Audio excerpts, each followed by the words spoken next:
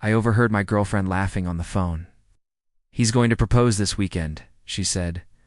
"I'll say yes, just for the ring, then ghost him." I didn't interrupt. 2 days later, she opened the ring box and found a note inside. She's been crying outside my building ever since. I never thought I'd share this story, but here I am at 3 a.m., watching my now ex-girlfriend sitting in her car outside my friend Mike's apartment. The woman I once thought I'd grow old with, now reduced to desperate calls and texts I've ignored for the last 48 hours. It all started last Saturday. Jessica and I had been together for 4 years. We met at Mike's Super Bowl party. He's one of my closest friends. She was the roommate of one of his coworkers. The spark was immediate. She was beautiful, smart, driven. She checked every box I didn't even know I had. Within a year, we moved in together.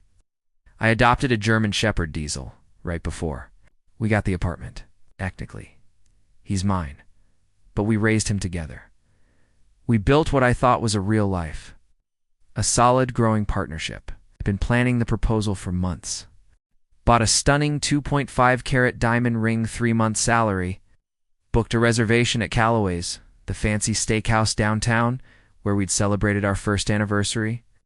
I arranged a string quartet, coordinated with the manager for a private moment. It was going to be unforgettable. That Saturday, I came home early from golfing with Mike. We usually play for 5 or 6 hours. But his back started acting up, so we wrapped up after just 9 holes. I didn't call ahead. When I walked in, she didn't hear me. She was on the balcony, fully engrossed in a phone call. She laughed that bubbly laugh that used to melt me. "Yeah, this weekend," she said. "He's been so secretive lately." Classic. Pre-proposal behavior? I froze in place. Do I say something? Before I could decide, she kept talking. "Of course I'll say yes."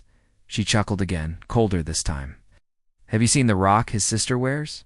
His family's got money?" I'll say yes. Get the ring, then figure out my exit strategy. 3 months tops, and I'm out. My blood went cold. I stood there, rooted, as the woman I loved spelled out her betrayal. Look, I've already wasted 4 years. He's safe, good enough in bed, but he's so boring. No ambition, still in middle management. But that ring? That's my consolation prize. I'll ghost him after I get it sized. Then came the punch to the gut. Brad's been waiting. There's still a position open for me in his Chicago office. And trust me, I want it, and him, Brad, her boss. The one who always found reasons to text late, the one she said was married, not her type. I backed out the front door and closed it loud enough for her to hear. "Babe, that you? Home early?" She called. She appeared in the living room seconds later, phone nowhere in sight, smile wide like she hadn't just destroyed everything. I muttered something about Mike's back, kissed her cheek, and said I needed a shower. In the bathroom, under the water, I let it hit me. Not with tire's eye, was too numbed, but with a kind of clarity I hadn't felt in years. The next morning, Sunday, we had brunch with her parents, our usual routine. She laughed with her dad, discussed wedding venues with her mom, nudging me toward a proposal for months. Jessica played her part like a seasoned actress, beaming at me like I was her world. I watched, hollowed out, every moment, feeding my resolve. Was I blind all this time? Did it matter anymore? Called in sick to work. Rare for me. As soon as she left for the office and Brad, I set my plan in motion. First I called Callaway's and canceled the reservation, losing the deposit. Then I contacted my bank and credit card companies, removed her as an authorized user. My landlord. Our lease required 30 days' notice, but I explained the situation and agreed to pay through next month. I went to the jeweler and explained everything. The older woman behind the counter listened carefully, her eyes softened. She let me exchange the ring for store credit, but I kept the empty box. Together, we placed a note inside. By Tuesday afternoon, everything was lined up. I secured a new apartment across town, pet-friendly, a little pricier, but worth it for Diesel. Movers were scheduled for the weekend. I arranged for Mike to take Diesel temporarily. That night was the one I'd originally picked for the proposal. I made her favorite meal, steak with mushroom sauce, roasted potatoes, tiramisu from the Italian place she loved. I set the table with our nicest plates, candles, a bottle of expensive red wine. She walked in and blinked at the setup. "What's all this?" she asked. "Just felt like something special," I said, managing a smile that didn't reach my eyes. If she noticed, she ignored it. During dinner, she kept glancing at me every time I reached into my pocket, expecting the ring. When I pulled out my phone instead, I saw the subtle disappointment. After dessert, I knelt down and pulled out the ring box. Her eyes lit up. Hands covered her mouth. Her whole face transformed. "Jessica," I began, voice calm. "These past for years meant everything to me. You've changed my life in ways I didn't expect." She looked like she was about to cry. She deserved an Oscar. "Open it," I said. Her hands trembled. She opened the box slowly. Her excitement drained away, replaced by confusion. Inside wasn't a ring yet, was a folded note. She unfolded it, and her hands shook harder. "I heard your phone call on Saturday," it read. "I know about your plan. I know about Brad. Consider this my ghost." She went pale. "Mark, I can explain." I was already walking toward the door where I'd placed my overnight bag. "There's nothing to explain," I said. "I'll be back Saturday with movers. I'm taking diesel. The lease is paid through next month. You have time to figure things out, Mark. Please, you don't understand." I paused. "Understand perfectly. And for what it's worth, I did love you. Goodbye, Jessica." That was 2 days ago. I've been staying with Mike. I get to the office early, leave late, just to avoid any chance of running into her. I haven't blocked her number yet, saving everything in case she tries to twist the narrative. She's called 47 times, left 29 voicemails, sent over 60 texts ranging from anger, "You're overreacting," to a stupid joke, to desperation, "Please, just talk to me," to pathetic begging, "I'll do anything." Tonight she found out I was at Mike's.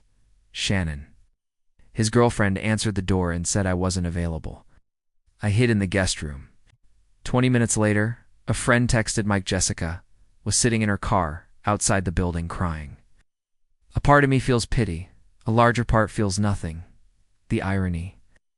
She planned to ghost me once she got what she wanted. Instead, I ghosted her before she could act. What was supposed to be the perfect proposal became the perfect goodbye.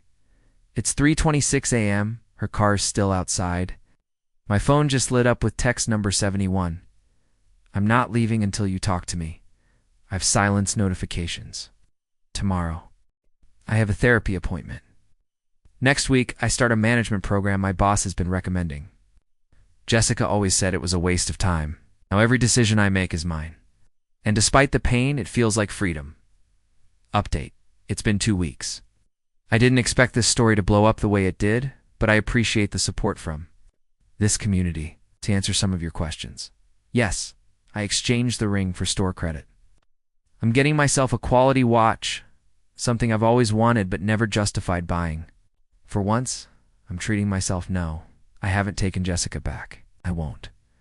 For those saying I should hear her out, I already did on that call. Some things once heard can't be unheard. I finally blocked her after saving all the messages. Just in case, Diesel's doing well. Shannon takes him on daily runs. I'll have him back next week when I'm fully moved into my new apartment. Yes, it's pet-friendly, even for big dogs like him. As for Brad, yes, he's married. They weren't hiding it. Photos were public. I messaged his wife. My proudest move, but she deserved to know. Jessica was laid off from her job last week. Coincidence? I doubt it. Her parents called my work phone yesterday.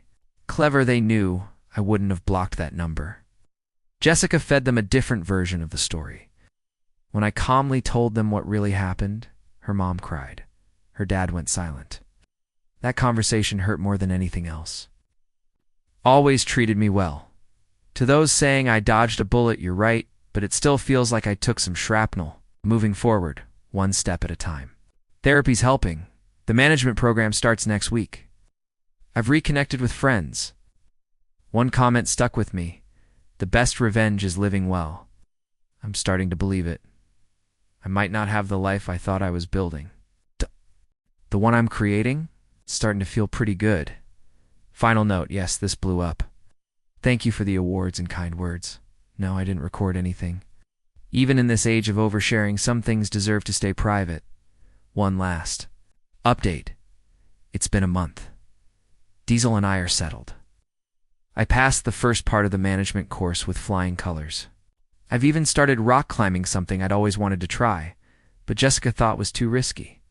Funny how risk feels now. Sometimes the path that looks safe leads straight off a cliff. But now, I'm choosing my own way forward.